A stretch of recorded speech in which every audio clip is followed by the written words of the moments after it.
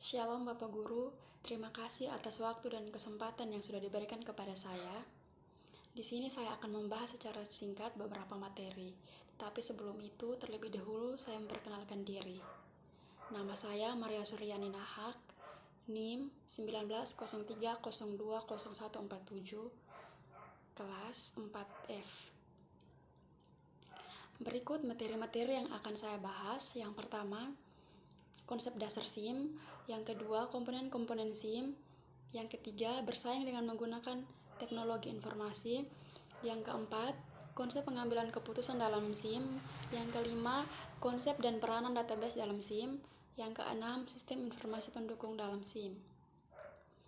Materi pertama, konsep dasar SIM. Yang pertama, sistem. Sistem merupakan suatu susunan yang teratur dari kegiatan-kegiatan yang saling berkaitan, yang melaksanakan dan mempermudah kegiatan-kegiatan utama organisasi atau institusi. Yang berikut, informasi. Data yang telah diproses atau diolah sehingga memiliki arti atau manfaat. Kedua, data yang tidak diolah menjadi sebuah bentuk yang berarti bagi penerimanya dan bermanfaat dalam mengambil keputusan. Berikut, manajemen. Manajemen merupakan kegiatan yang dilakukan untuk menyelesaikan suatu pekerjaan secara bersama-sama atau melibatkan orang lain demi tercapainya tujuan. Yang berikut, definisi SIM. Sistem Informasi Manajemen atau SIM didefinisikan sebagai suatu sistem berbasis komputer yang menyediakan informasi bagi beberapa pemakai dengan kebutuhan yang serupa. Informasi tersebut tersedia dalam bentuk laporan periodik, laporan khusus, dan output dari simulasi matematika. Yang berikut, fungsi informasi dibagi menjadi 3. Yang pertama, untuk meningkatkan pengetahuan dari pemakai. Yang kedua, untuk mengurangi ketidakpastian dalam proses pengambilan keputusan pemakai. Yang ketiga, menggambarkan keadaan yang sebenarnya dari sesuatu hal. Yang berikut, model SIM. Isi database digunakan oleh perangkat lunak yang menghasilkan laporan periodik dalam laporan khusus, serta model matematika yang mensimulasikan beragam aspek operasi perusahaan. Yang berikut, karakteristik SIM dibagi menjadi 3. Yang pertama, beroperasi pada tugas-tugas yang terstruktur. Yang kedua, meningkatkan efisien dengan mengurangi biaya. Yang ketiga, menyediakan laporan dan kemudahan akses. Berikut, tipe keputusan manajemen dibagi menjadi 3. Yang pertama, keputusan terstruktur atau terprogram. Keputusan terstruktur adalah keputusan yang berulang-ulang dan rutin sehingga dapat diprogram. Yang kedua, keputusan setengah terstruktur atau semi terprogram. Keputusan yang masih membutuhkan pertimbangan-pertimbangan dari pengambilan keputusan. Yang ketiga, keputusan tidak terstruktur atau tidak terprogram. Sifat keputusan ini adalah tidak terjadi berulang-ulang dan tidak selalu terjadi. Materi yang kedua, komponen-komponen SIM. Komponen SIM. Definisi manajemen. Menurut Gordon, komponen SIM yaitu perangkat keras komputer, perangkat lunak, database, prosedur, dan petugas pengoperasian. Komponen SIM terdiri dari 2 bagian. Yang pertama, komponen sistem informasi secara fungsional. Seluruh komponen organisasi yang berhubungan dengan teknik pengumpulan data, pengolahan, pengiriman, penyimpanan, dan penyajian informasi yang dibutuhkan untuk manajemen. Yang kedua, komponen sistem informasi secara fisik. Merupakan keseluruhan perangkat dan peralatan fisik yang digunakan untuk menjalankan sistem informasi manajemen. Yang berikut, komponen sistem informasi secara fungsional dibagi menjadi beberapa bagian. Yang pertama, sistem administrasi dan operasional, mencakup bagian personalia, administrasi dan sebagainya, di mana sistem ini yang bisa melakukan tugas-tugas rutin. Yang kedua, sistem pelaporan manajemen, bagian yang bertugas menyiapkan laporan-laporan yang bersifat periodik.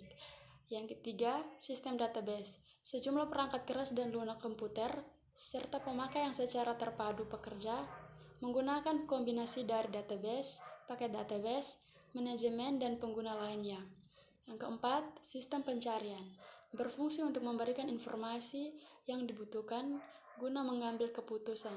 Dan yang terakhir, manajemen data, berfungsi sebagai media penghubung antara komponen-komponen sistem informasi dengan database dan antara masing-masing komponen sistem informasi.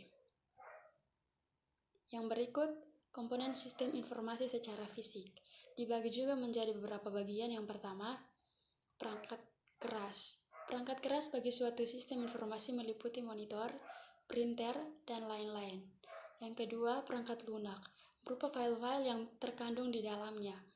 Yang ketiga, database, kumpulan file-file yang berisi data yang saling berhubungan dan terorganisir, terpadu, diatur dan disimpan menurut suatu cara tertentu yang memudahkan proses pengambilan kembali. Yang berikut, prosedur, komponen fisik yang tersedia berupa buku panduan dan industri. Terakhir, personil meliputi operator komputer, analisis sistem, programmer, dan lain-lain. Berikut komponen hardware. Central Processing Unit memproses data dan mengendalikan komponen lainnya dalam sistem komputer. Yang kedua, Storage Unit untuk menyimpan data baik yang bersifat temporer atau sementara ataupun permanen. Yang berikut, Input Device, memasukkan data, merubah data untuk proses dalam komputer. Yang berikut, Output Device, menampilkan data dalam bentuk yang dipahami user. Yang terakhir, Telecommunication Device, mengendalikan peralihan informasi, menghubungkan berbagai unit komputer dalam satu jaringan. Materi yang ketiga, bersaing dengan menggunakan teknologi informasi. Bagian yang pertama, dasar-dasar keunggulan strategi. Melihat sistem informasi secara strategi. Sistem informasi merupakan investasi penting dalam teknologi yang dapat membantu organisasi mengadopsi proses strategi dan bisnis yang memungkinkannya untuk merekayasa ulang atau mengubah dirinya agar dapat bertahan hidup dan berhasil dalam lingkungan bisnis yang dinamis atau saat ini. Yang berikut, sistem informasi strategi. Definisi. Berbagai jenis sistem informasi yang menggunakan teknologi informasi untuk membantu organisasi untuk mendapatkan keunggulan kompetitif, mengurangi kelemahan kompetitif, atau untuk memenuhi tujuan strategi perusahaan lainnya. Berikut strategi biaya rendah. Gunakan teknologi informasi untuk mengurangi secara mendasar biaya operasi bisnis. Yang kedua, gunakan teknologi informasi untuk menurunkan biaya pelanggan atau pemasok.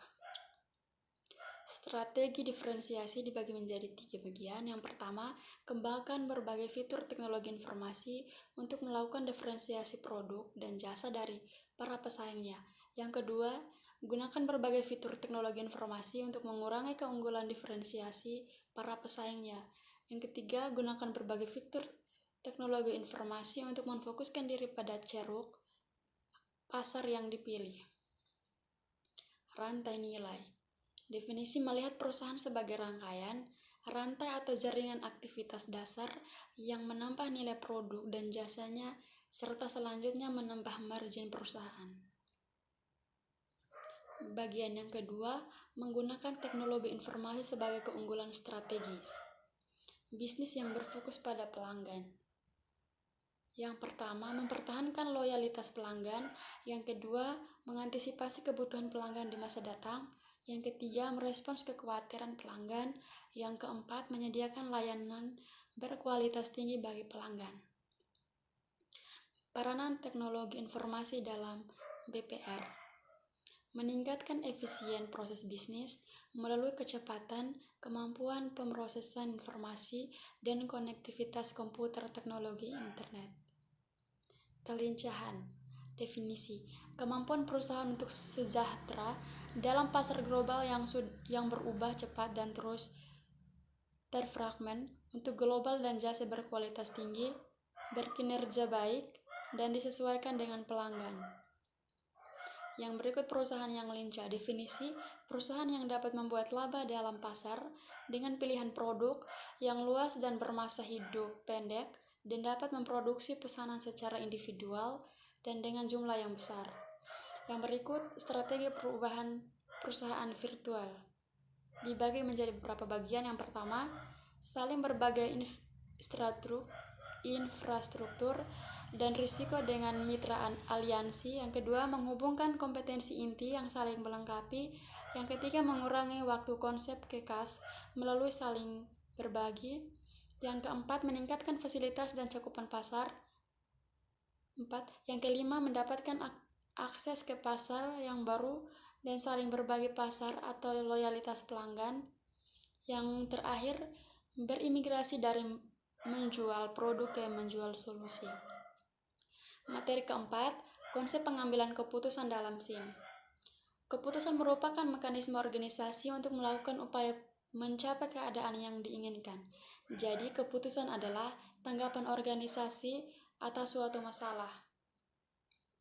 SIM dalam pengambilan keputusan dibagi menjadi 3. Yang pertama, keputusan terprogram, keputusan semi terprogram, dan keputusan tidak terprogram.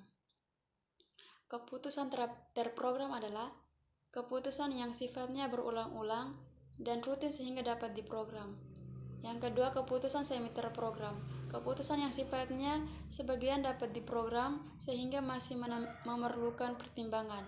Yang kedua, keputusan ini biasanya membutuhkan analisis dan perhitungan terperinci karena sifatnya rumit. Yang terakhir, keputusan ini banyak dilakukan manajemen tekan menengah. Yang ketiga, keputusan tidak terprogram. Keputusan yang sifatnya tidak selalu terjadi dan tidak berulang-ulang. Keputusan banyak dilakukan oleh manajemen ke atas. Yang berikut, konsep pengambilan keputusan dalam kerangka SIM. Yang pertama, struktur decision system adalah serangkaian prosedur dan mekanisme dalam rangka akumulasi data, penyimpanan, pengambilan yang didesain untuk mengkonversi data organisasi menjadi informasi yang sesuai dalam pembuatan keputusan manajerial. Yang kedua, decision support system merupakan sistem komputer yang integratif yang memiliki posisi dalam model keputusan analitis dan dispesialisasikan ke dalam database manajemen yang bisa langsung diakses oleh manajemen atau pimpinan. Materi kelima, konsep dan peranan database dalam SIM. Database merupakan kumpulan informasi yang disimpan di dalam komputer secara sistematis sehingga dapat diperiksa menggunakan suatu program komputer untuk memperoleh informasi dari basis data tersebut. Tujuan database ada 5. Yang pertama, membuat agar user mudah mendapatkan data. Yang kedua, menyediakan tempat penyimpanan data yang relevan. Yang ketiga, menghapus data yang berlebihan. Yang keempat, melindungi data dari kerusakan fisik. Yang kelima, memungkinkan perkembangan lebih lanjut di dalam sistem database. Yang berikut ciri-ciri database. Yang pertama, sistem yang dapat menyimpan data ke dalam floppy disk atau hard disk. Yang kedua, sistem yang menganut pengolahan data untuk ditambah, diubah atau dihapus dengan mudah dan terkontrol. Yang berikut, data terpisah dari program. Berikutnya, keuntungan database dibagi menjadi beberapa bagian. Yang pertama, kemubaziran data terkurangi. Yang kedua, integritas data dapat selalu terjaga. Yang ketiga, berbagai data dapat selalu dilakukan oleh setiap user. Yang keempat, penggunaan data lebih mudah. Yang kelima, konsisten data selalu terjaga. Yang berikut kelemahan database dibagi menjadi 3. Yang pertama, perangkat lunak yang mahal. Yang kedua, konfigurasi perangkat keras yang besar. Yang ketiga, mempertahankan staf database administrasi. Yang berikut, database management system. Database management system adalah suatu sistem atau perangkat lunak yang dirancang untuk mengolah suatu basis data dan menjalankan operasi terhadap data yang diminta banyak pengguna. Secara umum, database management system diartikan sebagai suatu program komputer yang digunakan untuk memasukkan, mengubah, menghapus, memanipulasi, dan memperoleh data atau informasi dengan praktis dan efisien. Materi yang terakhir, yang keenam, sistem informasi pendukung dalam SIM. Sistem pendukung manajemen. Sistem pendukung atau manajemen supersistem mempunyai banyak jenis, diantaranya TPS, yang kedua AO, yang ketiga DSS, yang keempat ESS adalah elemen MSS yang akan lebih menunjang eksistensi pada SIM. MSS atau sistem pendukung manajemen dibagi menjadi beberapa bagian. Yang pertama, Accounting Information System, yang kedua Financial Information System, yang ketiga Marketing Information System, yang keempat Production Information System, yang kelima Personnel Information System, yang keenam Corporate Information System, yang ketujuh Manajemen Informasi System, yang kedelapan Information System lainnya. TPS dibagi menjadi dua bagian. Yang pertama, sistem online TPS mempunyai hubungan langsung dengan bank data atau database, sehingga pengambilan dan pemasukan data akan menimbulkan efek pada seluruh proses informasi di perusahaan. Yang kedua, sistem batch TPS dilaksanakan bila data transaksi tidak memerlukan konfirmasi dari salah satu data pada bank data atau database. Yang berikut, otomatis perkantoran atau AO, Office Automation System, memiliki 3 tujuan yang harus diraih, yaitu yang pertama, penggabungan dan penerapan teknologi, yang kedua, memperbaiki proses pelaksanaan pekerjaan di kantor, yang ketiga, meningkatkan produktivitas pekerjaan dan efektivitas pekerjaan. Secara fungsional, AOS didefinisikan sebagai sebuah rencana untuk menggabungkan dan menerapkan teknologi tinggi melalui perbaikan proses pelaksanaan pekerjaan demi meningkatkan produktivitas pekerjaan dan efektivitas pekerja. Yang berikut, sistem pendukung keputusan atau DSS. DSS dapat didefinisikan sebagai rangkuman sistem komputer yang digunakan untuk membantu manajemen membuat keputusan.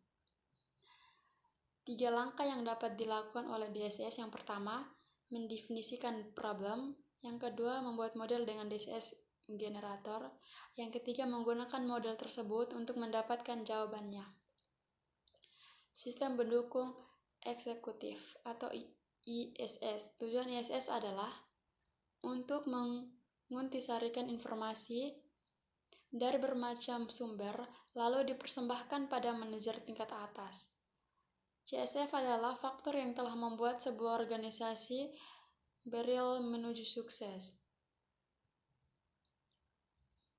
Sifat dan keunggulan SS dibagi menjadi beberapa bagian. Yang pertama, dapat menyajikan informasi yang lebih relevan demi menghemat waktu atau MTA.